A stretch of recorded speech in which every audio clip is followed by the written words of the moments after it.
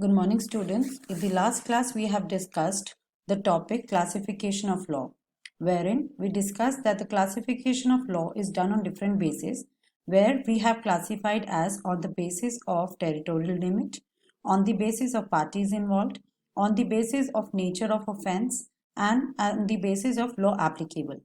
In our last class, we have discussed the first part that was dealing with on the basis of territorial limits, wherein we have discussed national law or as we say municipal law, wherein we also covered within this aspect the classification on the basis of parties involved. That is, what do we understand by public law and what do we understand by private law. To continue from the previous lecture, in today's lecture, we shall continue the first part, first basis, and the second part that was involved in it, relating to the classification on the basis of territorial limit. The second part of this basis is the international law. When we talk about international law, it is that field which was considered as a part of law in the 18th century, and the initiative was taken by Bentham to consider international laws as a part of laws. These are such laws that consist of rules and that regulates the relationship between the states and also among the nationals of the state. The relationship is governed on various bases. Like, for example, if the relationship is to be governed between the nationals of the state, it is the contract which is entered into between the parties that governs their relationship, whereas the relationship between the state is governed through treaties, conventions, and declarations that states enter into in order to regulate their conduct and maintain a peace and order in the entire world. When we refer to the relationship which is governed on the basis of contract, it is referred to as it is referred to as private international law. And when the relationship is described on the basis of treaties, conventions, declaration, it is referred to as public international law. This is the reason that international law is also divided into two categories, that is public international law and private international law. Talking about public international laws, these are such rules that governs the conduct of relationships between the states. That is, it is regulating the relationship of states with each other. Like, for example, we talk about treaties and conventions. Like, for example, we have the Berne Convention 1886. In order to protect the literary and artistic work, we have universal copyright conventions that regulates the matter relating to copyright. To both these conventions, India is a party and a signatory and has applied the provisions of these conventions in its own national laws.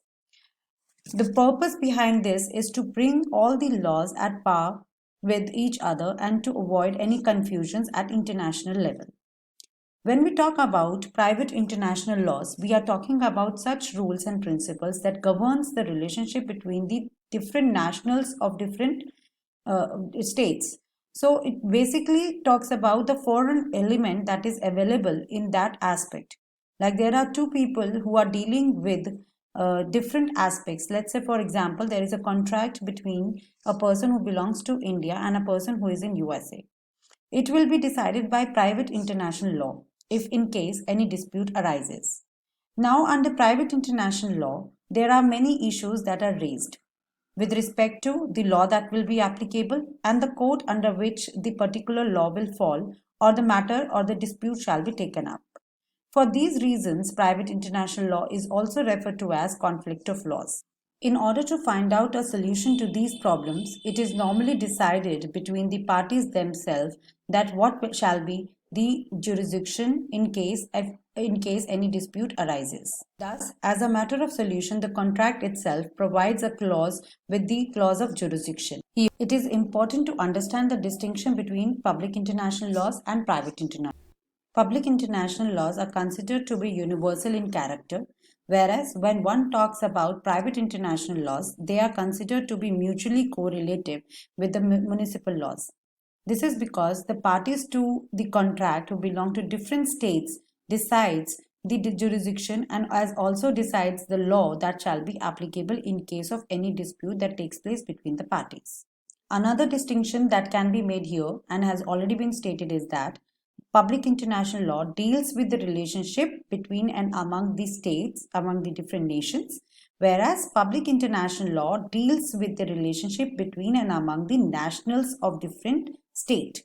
Another difference between public and private international law is that public international law is not dependent on any specific legislation that can be taken into consideration, whereas when one talk about private international law, then the legislation of a particular state is taken into consideration.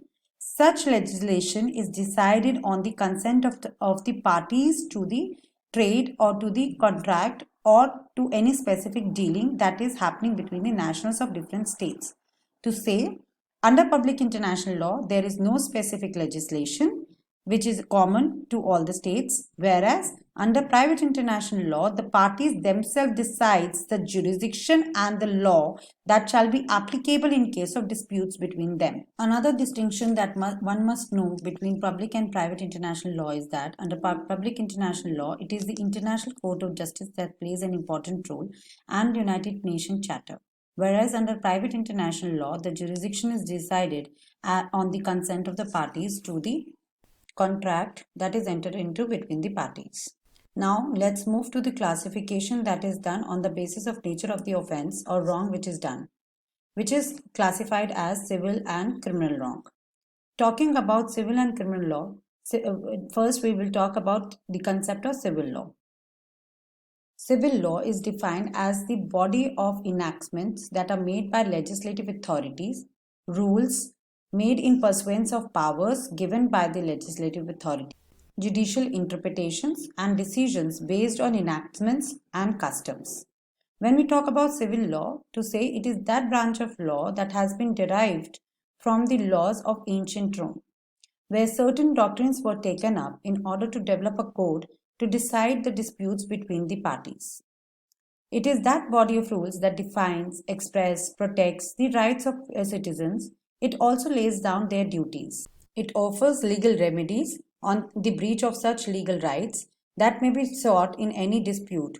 Like for instance, one can make a claim for damages, compensation. Such claim can be in the form of injunctions, stay orders. All these categories falls under this category of civil remedies for civil wrong. To say it provides solutions in the matter of civil cases where disputes are between the people regarding the legal duties and responsibilities that they hold towards each other. It covers area of law such as contract, tort, family law, property law. It is based on the principle of equity, good conscience, and the general principles of law. Civil law is that part of law that defines the rights of individuals and is more specific towards the punishment in the form of penalties, compensation, damages towards the one party whose legal rights have been infringed. Talking about criminal law, which is exactly opposite to the civil law, is referred to as federal or state law. This is because crime in a civil society is considered to be the crime against the state, and it is not the one which is considered to be against an individual. This is why state is always considered to be one of the party to the criminal offences, and the criminal proceedings are carried out under the name of the state. However, one should keep in mind that criminal offences can be done even against an individual.